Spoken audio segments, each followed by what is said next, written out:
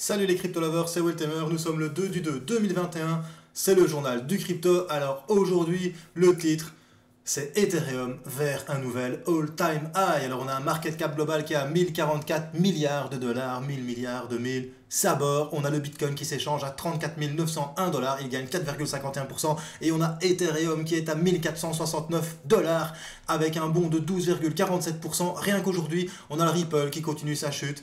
Moins 2,49 à 0,37%. On a le petit Polkadot qui danse la polka, 8,49 à 17,19. Et on a Deno, la petite Ada Wong de mon cœur qui vient de te faire pas un all-time high, mais c'est depuis février 2018 qu'il n'avait pas atteint ce montant à 0,43. Il gagne 23,33%. Rien qu'aujourd'hui, on a le Bitcoin. N'oublie pas, s'il aurait au Bitcoin, l'argent est au Bitcoin, 10,99 à 142 dollars. On a le Chainlink, 22,81, 3,51. On a Bitcoin Cash, 4,36. Et on a Binance Coin qui nous fait 2,59. On va regarder qui est le gagnant du jour. Le gagnant du jour, ladies and gentlemen, c'est Deno, la petite Ada Wong de mon cœur qui te fait un 23,29%. Après, on a Solana, 21,42. Et Terra Luna, 20,79 ou 79%.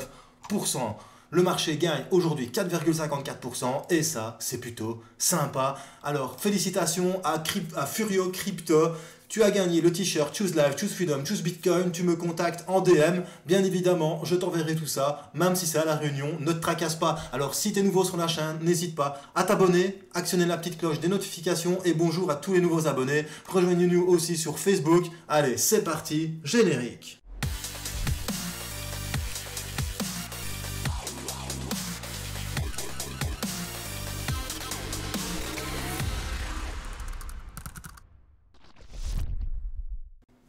Alors on commence par les news. La première news du jour, c'est lancement du premier ETP, c'est un peu comme un ETF, sur Polkadot à la bourse suite. C'est 21 shares qui propose le premier produit négocié en bourse pour Polkadot. Il sera disponible sur SIX Exchange le 4 février. Donc l'ETP Polkadot sera lancé sur une bourse. 21 shares a récemment ajouté Polkadot à son indice crypto-monnaie aux côtés d'actifs tels que Bitcoin et Ethereum. Mais là, c'est carrément un ETP rien que pour le DOT et c'est une très très bonne nouvelle pour Polkadot. À part danser la polka, il pourra danser la rumba ou la danse suisse, va savoir. Après ça, on parle d'une sortie du PDG de CryptoQuant qui nous dit que Bitcoin est pour l'instant extrêmement bullish. Pourquoi? Car selon lui, beaucoup de Bitcoin sont sortis de Coinbase et ça c'est un signe haussier pour le marché parce que pour lui ça signifie que les investisseurs transfèrent leurs jetons vers du stockage. Si les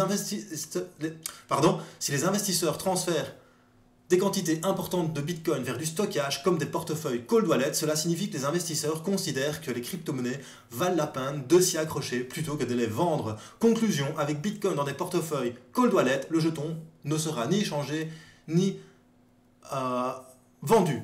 Conclusion, ce qui est rare prend de la valeur. Moins on vend Bitcoin, moins il y a de Bitcoin sur le marché. Moins il y a de Bitcoin sur le marché, plus son prix augmente. Voilà la petite réflexion de monsieur CryptoQuant. Après ça, on passe au Wyoming et il y a un sénateur du Wyoming qui considère le Bitcoin comme une grande réserve de valeur. C'est la sénatrice américaine Cynthia Lummis qui a révélé comment elle était devenue une ardente défenseur du Bitcoin. Dans le dernier épisode de Monsieur Pomp Podcast, la sénatrice américaine du Wyoming a reconnu Bitcoin comme une grande réserve de valeur, affirmant qu'il devrait faire partie du portefeuille d'investisseurs de chaque personne. Non, peut-être. Et pourquoi? Parce que c'est une ressource limitée. Ben ça, on le sait. Je la vois comme une très bonne réserve de valeur. Et ça, c'est ce qu'on est en train de voir cette année, en 2021. Donc merci à toi, sénateur du Wyoming. Maintenant, il faut savoir que le Wyoming est très pro-crypto. Donc ce n'est pas étonnant de voir une sortie pareille de la part du sénateur du Wyoming. Après ça, on va parler de Cardano. Cardano revisite son dernier record 3 ans après. Et ça, c'est beau. Il atteint les 0,40 pour la première fois depuis février 2018. Cardano, est-ce qu'il va continuer? Franchement, quand tu vois le volume qui est en train d'augmenter là, encore une fois, il faut faire attention. N'oublie pas ce qui s'est passé hier et avant-hier avec le Ripple. Donc, allez-y doucement. N'oublie pas, on n'achète bas pour revendre haut. On ne commence pas à gravir l'Everest par le dessus. On gravit l'Everest par le dessous. Eh bien, c'est pareil avec un actif. Quand il monte, qu'il est au sommet, tu n'achètes pas. Tu attends que ça chute et puis tu achètes. Parce que si tu achètes haut pour revendre bas, bah, tu perds de l'argent, hein. C'est comme ça que ça fonctionne. Il faut acheter bas pour revendre haut. Donc, si t'es pas dans Cardano, regarde-le, c'est éclaté. Quand tu vois qu'il stabilise et corrigé, peut-être là, à ce moment-là, dis-toi d'acheter. Parce que si tu achètes maintenant, tu as un gros risque demain il chute et que tu perds déjà de l'argent. Voilà, c'était pas un conseil financier, c'était juste un conseil personnel. N'oublie pas, je suis pas analyste technique, je suis pas conseiller financier, je suis juste un gars comme toi qui kiffe la crypto. Alors, il y a le CEO de Kraken, Jason Powell, qui a fait une petite sortie en disant que la DeFi devenait vraiment et commençait de plus en plus à manger la finance traditionnelle. Les gens qui ont commencé à négocier avec des crypto-monnaies en premier sont choqués de découvrir comment fonctionnent réellement les marchés des actions avec autant d'intermédiaires dans le processus, ne possédant pas réellement vos actions, en ayant techniquement quelqu'un d'autre en garde, sans être capable de déplacer quand tu veux ton argent. C'est un système très différent des crypto-monnaies et c'est pour ça qu'il dit que la DeFi petit à petit va manger la finance traditionnelle parce que nous, quand tu veux acheter un actif sur un exchange crypto, tu l'achètes, point, tu payes tes frais. Achète des actions à la bourse, la banque passe par un courtier qui passe par une bourse. Conclusion, à chaque fois, tu as un intermédiaire qui se prend de l'argent bien grassement. Chez BNP Paribas Fortis, par exemple, il faut 25 € pour faire un ordre, peu importe le montant. Tu vas acheter une action, ça te coûte 25 balles. Tu vas en acheter 100, ça te coûte 25 balles. Du coup, en fait, plus tu as d'argent, plus tu achètes, moins ça te coûte. Donc, en fait, c'est encore favoriser les riches. Donc, c'est ça la crypto aussi, c'est démocratiser la finance aux utilisateurs lambda comme toi, comme moi. D'ailleurs, c'est ça que Wall Street Bet a fait aussi. C'est le pouvoir au peuple, le pouvoir à l'argent, et plus à tous ces hedge funds, et plus à toutes ces banques centralisées. Après ça, petite anecdote, MGM vient d'obtenir les droits par rapport à ce qui s'est passé avec GameStop, avec Wall Street, GameStop, Chaos. Ça veut dire quoi? Ça veut dire qu'on va faire un film sur ce qui s'est passé ces dernières semaines avec GameStop et Wall Street Bet. Conclusion, j'attends de voir ça. Apparemment, ce serait l'année prochaine que ça arriverait. Donc, plutôt sympa. Allez, maintenant on va passer sur les analyses techniques et je te montre ici le Ethereum. Tu vois bien qu'on est dans ce canal haussier, que ici on a breaké la moyenne du canal et que pour l'instant on est au-dessus du dernier all-time high. Conclusion, on est à 1000, on a touché les 1500 $ et ça c'est historique. Le Ethereum n'avait jamais touché les 1500 $ à 1507 $. Donc nouvelle all-time high pour le Ethereum. Après ça, tu as le Bitcoin qui est sorti de son petit biseau ici en H1, parce que là c'est du H4, mais tu vois que sur du H1, on est sorti du petit biseau descendant. Conclusion, prochain objectif, 38 600 $.